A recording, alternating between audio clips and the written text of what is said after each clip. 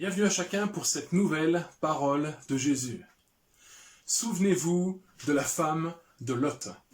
Cette parole, Jésus va la prononcer dans un de ses exposés sur la venue du royaume de Dieu. Nous lisons ce passage dans l'évangile de Luc au chapitre 17 et au verset 32 à 33. Ce passage nous dit « Souvenez-vous de la femme de Lot. Celui qui cherchera à sauver sa vie la perdra, et celui qui la perdra la retrouvera. » Il y a ici un vrai avertissement du Seigneur pour toutes les générations et peut-être plus encore pour la nôtre.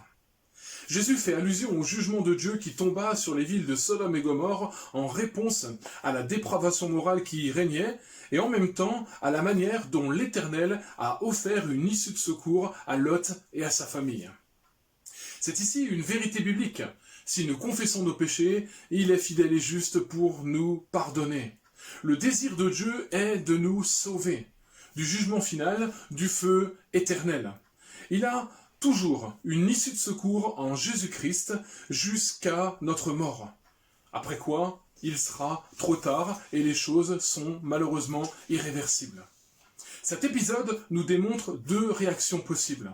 L'obéissance, sans rien retenir, et évidemment la désobéissance liée aux attaches de ce monde.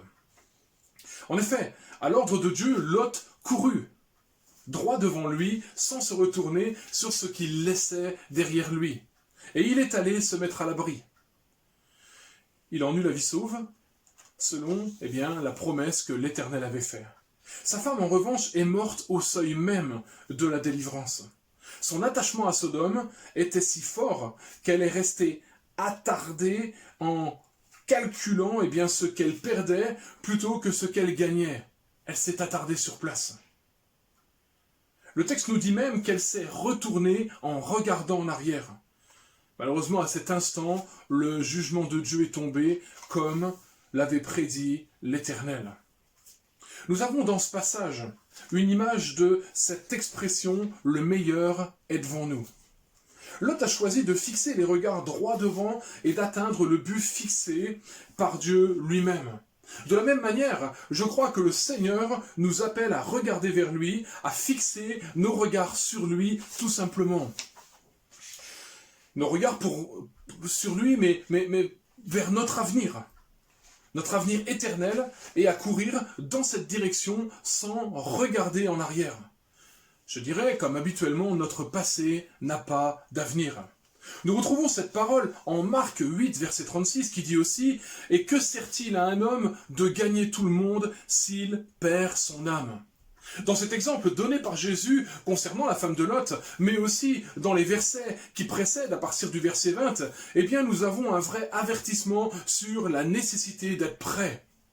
Prêt à quoi? Prêt à la rencontre de notre Dieu.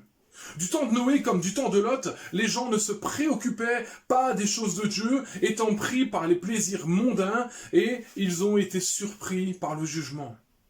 Le texte de Amos 4, verset 12 nous dit « C'est pourquoi je te traiterai de la même manière, Israël. Et puisque je te traiterai de la même manière, prépare-toi à la rencontre de ton Dieu. » Les temps que nous vivons nous rappellent la fébrilité de la vie humaine. Notre vulnérabilité où tout peut s'arrêter demain.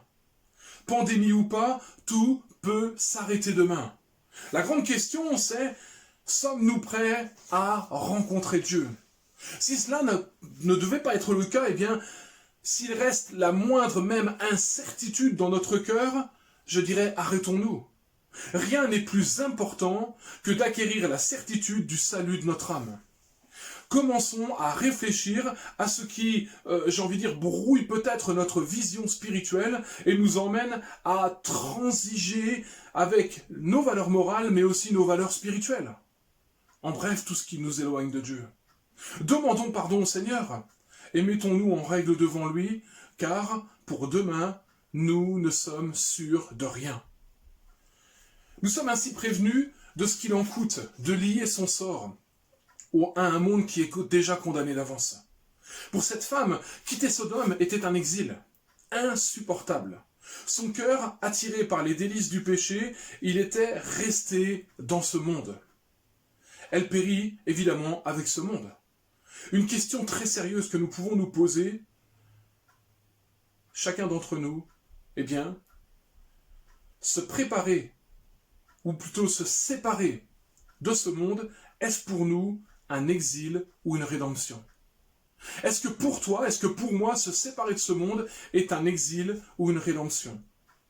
J'ai envie de dire maintenant, donnons notre réponse à celui qui lit dans nos cœurs. Bonne méditation et à demain.